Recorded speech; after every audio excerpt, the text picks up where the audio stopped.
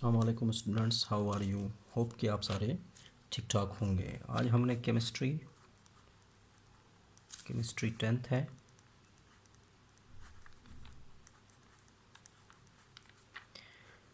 Lecture number हमारा ये होगा फोर्थ लेक्चर है हमारा। ऑनलाइन लेक्चर हमारा है, ये चल रहा है, फोर्थ लेक्चर चल रहा है। आपको याद होगा कि हमने थर्ड लेक्चर में कंडीशंस फॉर इक्विलिब्रियम हमने क्या क्या पढ़ा था। Conditions for equilibrium,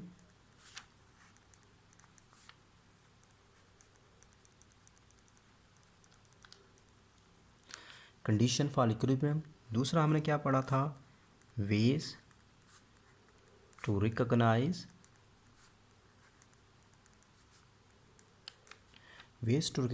the equilibrium को रिकॉग्नाइज करने के तरीके।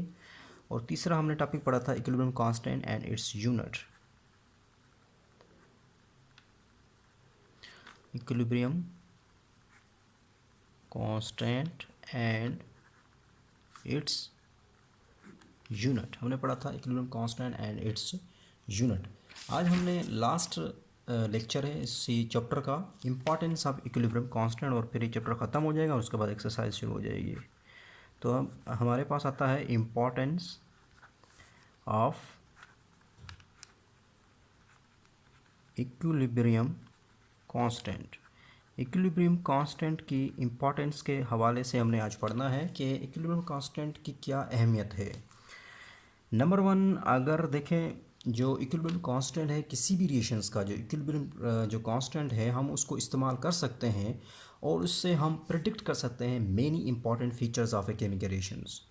एक केमिकल रिएक्शन है, उसके बहुत सारे जो इम्पॉर्टेंट फीचर्स होते हैं उसके बारे में हम मालूमात हासिल कर सकते हैं। कहाँ से हासिल कर सकते हैं? By equilibrium constant. हम इक्विलिब्रियम कांस्टेंट को इस्तेमाल करके हम बहुत सारे एक केमिकल रिएक्शन है उसके जो फीचर्स हैं, बहुत सारे इंपॉर्टेंट जो फीचर्स हैं उनके बारे में पता लगा सकते हैं।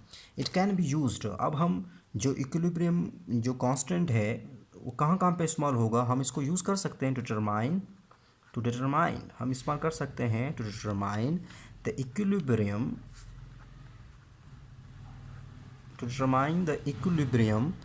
concentration of determine the equilibrium concentration of equilibrium. So determine the equilibrium concentration of equilibrium mixture. Determine the equilibrium concentration of equilibrium mixture.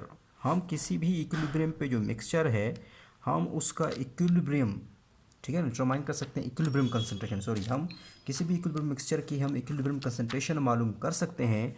यहाँ तक कि हमें सिर्फ और सिर्फ किसकी मालूमात, अगर हमारे पास सिर्फ और सिर्फ इनिशियल कंसंट्रेशन का पता हो, हमें सिर्फ उस रिएशंस का इनिशियल कंसंट्रेशन के बारे में पता हो तो हम उसका इक्विलिब्रियम कंसंट्रेशन मालूम कर सकते हैं। दूसरा, हम नंबर वन ये हमने कर लिया। दूसरा हम क्या कर सकते हैं, किसी भी केमिकल रिएक्शन की जो डायरेक्शन है, फॉरवर्ड है, रिवर्स है, या ना फॉरवर्ड है ना रिवर्स है, वो भी हम मालूमात कर सकते हैं by using the equilibrium constant. हम इक्विलिब्रियम कांस्टेंट को इस्तेमाल करके हम प्रिडिक्ट कर सकते हैं। We can predict the direction of हम डायरेक्शन मालूम कर सकते हैं किसी भी ऑफ ए केमिकल रिएक्शन। किसी भी केमिकल रिएक्शंस की जो डायरेक्शन है उसके बारे में हम मालूमात हासिल कर सकते हैं। We can predict the. तीसरा, हम एक्सटेंट बता सकते हैं कि किस हद तक वो जाता है केमिकल रिएक्शन, हम उसके बारे में भी प्रेडिक्ट कर सकते हैं। Predict the extent of a chemical reaction. Predict the extent of chemical reaction. Chemical reaction की जो एक्सटेंट है उसके बारे में भी हम प्रेडिक्ट कर सकते हैं। चौथा जो है, अगर आपके पास कोई भी मीन्स के केमिकल रिएक्शन है वो इक्विलिब्रियम स्टेट पे है, अगर आप उसकी कोई कंडीशन चेंज कर देते हो, मीन्स कि आप टेम्परेचर, प्रेशर या कंसंट्रेशन को आप चेंज करते हो, तो आप उसके चेंज का जो इफ़ेक्ट है, उस कंडीशन का जो चेंज का जो इफ़ेक्ट है वो भी आप क्या कर सकते हो, उससे प्रेडिक्ट कर सकते हो। तो यू कैन प्रेडिक्ट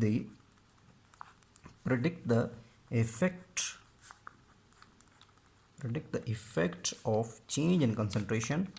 मीन्स कि अगर आप चेंज करते हो, effect of change in condition means कि आप जो भी कंडीशन है उसका जो इफ़ेक्ट है, आप कंडीशन को चेंज करते हो उसके इफ़ेक्ट को आप प्रेडिक्ट कर सकते हो। ऑफ मीन्स कंडीशन किसकी आप करोगे, ऑफ द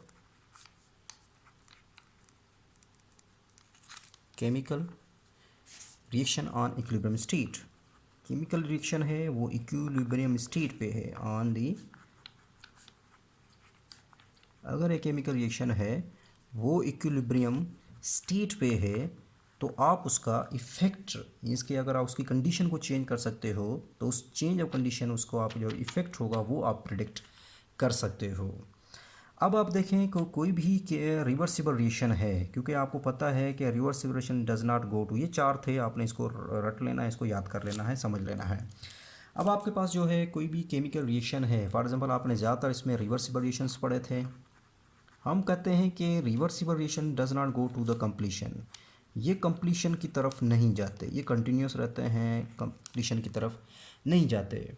हम कहेंगे जब ये कंप्लीशन की तरफ नहीं जाते तो इस तरह के जो रिएक्शंस होते हैं दैट डज नॉट इकोनॉमिकली क्या होते हैं, ये लार्ज स्केल मीन्स कि अगर हम लार्ज स्केल पे केमिकल्स की प्रोडक्शन करते हैं, लार्ज स्केल पे हम कोई केमिकल बनाना चाहते हैं, मीन्स के सल्फ्यूरिक एसिड हो गया, अमोनिया गैस हो गई या कोई भी अमोनिया, हम केमिकल्स को प्रोड्यूस करना चाहते हैं। लेकिन रिवर्सिबल रिएक्शन जो है वो क्या होगा, वैसे तो रिवर्सिबल रिएक्शन जो है वो इकोनॉमिकली फिजिबल नहीं है at large scale to produce the chemicals, क्योंकि वो प्रोड्यूस ही नहीं होगा आपके पास, मीन्स के बहुत थोड़ी परसेंटेज आएगी, क्योंकि रिवर्सिबल रिएक्शन है, वापस चला जाएगा, ठीक है ना, आएगा फिर जाएगा, तो ये फिजिबल नहीं है इकोनॉमिकल। लेकिन कुछ केमिस्ट्री की जैसे जैसे केमिस्ट्री मींस के प्रोग्रेस ऑफ जो है साइंस की प्रोग्रेस के साथ साथ साइंटिस्ट ने क्या कर लिया, कुछ जो है ना इससे maximum amount of products that from reversible reaction, इस रिवर्सिबल रिएक्शन से, ये जो रिवर्सिबल रिएक्शन था with the progress of science की प्रोग्रेस के साथ इस रिवर्सिबल रिएक्शन से उन्होंने क्या कर लिया, साइंटिस्ट ने मैक्सिमम प्रोडक्ट हासिल की, मैक्सिमम प्रोडक्ट को हासिल किया, क्योंकि हम कह रहे हैं कि रिवर्सिबल रिएक्शन जो है कंप्लीशन की तरफ नहीं जाता।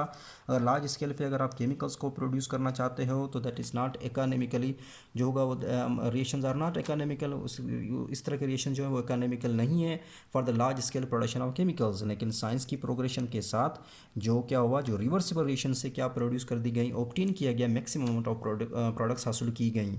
इसलिए एक इंपॉर्टेंट इसके लिए एक प्रिंसिपल होता है जिसके ज़रिए आप मैक्सिमम अमाउंट ऑफ मीन्स के प्रोडक्ट हासिल कर सकते हो, that is the Le Chatelier principle. इसको आपने जहन में रखना है, ली शेटलियर प्रिंसिपल्स, ये वेरी इंपॉर्टेंट क्वेश्चन है। Le Chatelier principle is the अहम, ये बहुत ज़्यादा इंपॉर्टेंट क्या है आपका एक समझ लें कि डेफिनेशन होती है। अब होता क्या है कि अगर कोई भी केमिकल रिएक्शन है, कोई भी ऐसा केमिकल रिएक्शन है, ठीक है, अगर वो इक्विलिब्रियम पे है, कोई भी केमिकल रिएक्शन है अगर वो इक्विलिब्रियम पे है तो आप क्या करते हो, उस केमिकल अगर वो इक्विलिब्रियम पे है तो आप बाहर से कहीं से भी उसको क्या करते हो, उसके इक्विलिब्रियम को कोशिश करते हो डिस्टर्ब करते हो। आप क्या करते हो, उसको इक्विलिब्रियम को डिस्टर्ब करने की कोशिश करते हो, तो वो जो सिस्टम होगा, यानी केमिकल मीन्स के जो सिस्टम है इक्विलिब्रियम पे है, ऐसा सिस्टम मीन्स के जब सिस्टम एट इक्विलिब्रियम पे है, आप उस सिस्टम को क्या करते हो, डिस्टर्ब करते हो, उसके इक्विलिब्रियम को डिस्टर्ब करते हो, तो सिस्टम कोशिश करेगा आपका जो इफ़ेक्ट है, जो बाहर वाला जो आपने प्रोवाइड किया, उसको डिस्टर्ब किया, जो डिस्टर्ब करने वाला जो इफ़ेक्ट है उसको नलीफाई करेगा और दोबारा इक्विलिब्रियम क्या करेगा, हासिल कर लेगा।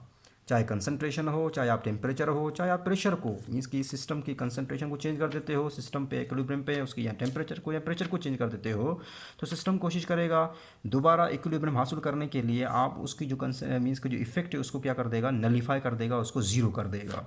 तो उसको हम क्या कहते हैं, ली शेटलियर प्रिंसिपल कहते हैं। आपकी बुक में ये लिखा हुआ है, तो इसमें हम लिख देते हैं इसकी डेफिनेशन। तो ये वेरी इंपॉर्टेंट है, वेरी यूज़फुल है, ठीक है। तो फॉर एग्जांपल इफ़ आप क्या करते हो, एक सिस्टम है उसके ऊपर कोई चेंज इम्पोज करते हो, ठीक है ना, if you impose A change on a system, if you